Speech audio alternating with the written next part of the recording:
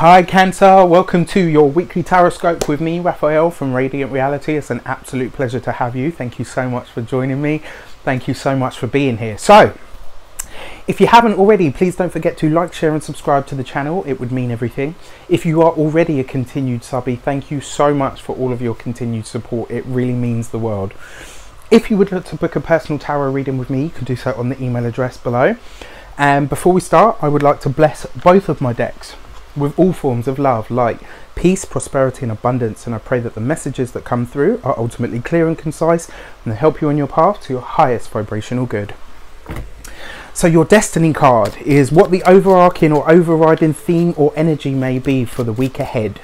And what you get this week, Cancer, is the Fool card. Beautiful. So the Fool card is about new things, new places, new people, new energy arriving. And the interesting thing is, the Fool card is pure potential, and last week you had the Magician, right? So the Magician is you waving your wand and deciding to manifest something. The Fool card is something being born. It's something brand new that comes into the world. So this kind of, to me, even though it's going backward one, because the 0 in terms of the numerology of it and in terms of the Fool card itself is the egg. It's the pure potential. You know, the Magician card is about you manifesting something and, you know, focusing your will to bring something into being. The Fool card is that thing being born. So this week it looks like you're going to see something shaping up. Something that you've wanted, something that you've wished for is going to take shape. It's going to take form and you're going to start to see results of your work. But more importantly, when the Fool card shows up, it brings you someone or something that can facilitate that dream taking place. Now that's the interesting thing about it, because very often when we call for something into our lifescape, we're like, oh well, you know, I'm calling for this, and we just kind of expect it to show up as is. Well, no. When you call for something, when you manifest something, you ultimately make a change on the inside. By making that change on the inside, things around you have to change as well. Everything's vibration has to switch, has to change, has to evolve in order for that thing to shape up and take place in your life. So when you see the Fool card this week, it tells me that in some way, shape or form, the thing that you've been trying to manifest now starts to come into being. And that is really, really freaking exciting. So your direction card, how this shapes up, what the context may be, or even what the best way to achieve your destiny card may be.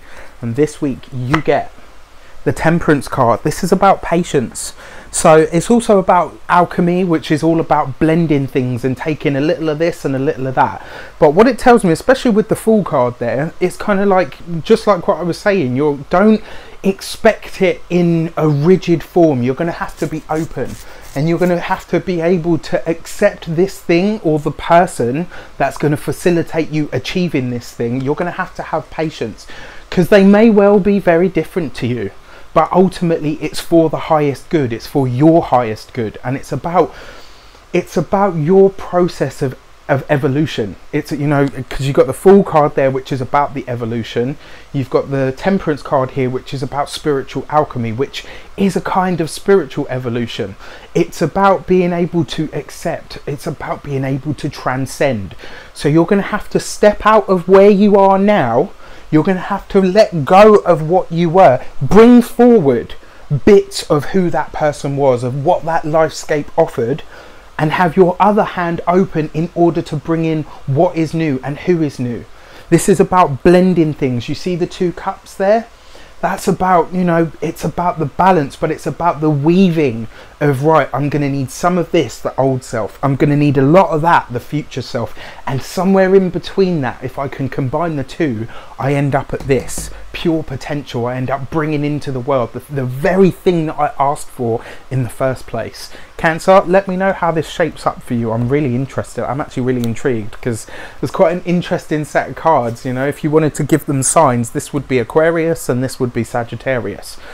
So, you know, very differing signs, but I've always said that Aquarius represents the group consciousness or mass consciousness, and Sagittarius is about the group soul.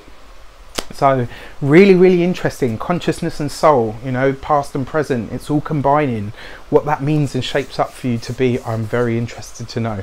I wish you an abundance of love, light, peace, prosperity and abundance itself. Have an amazing week, and I'll see you very soon for more videos. Also, as you've probably seen by now, if you're on my Facebook, my Instagram or my YouTube community, there is something shaping up that's going to be that I have loved into being, shouted at, screamed at and all the rest of it as well. And I really hope, as small as it is, I hope you love it as much as I have, and I really hope it's received well. So take care, and I'll see you very soon.